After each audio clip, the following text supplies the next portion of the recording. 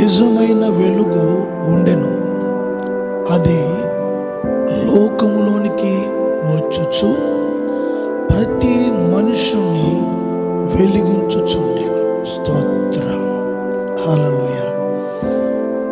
చాలామంది జీవితాల్లో వెలుగు లేని చీకటి బ్రతుకులు. చాలామందిని వెలుగులోనికి రాక చీకటినే ఇష్టపడుతూ ఉంటారు.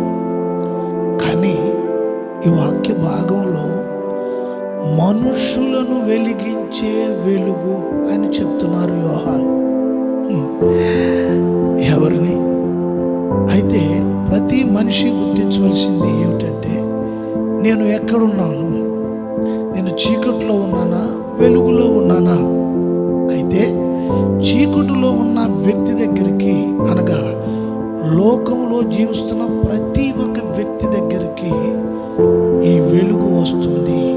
అంటే ప్రభు అయిన యేసు క్రీస్తు వాక్యము వస్తూ ఉంది.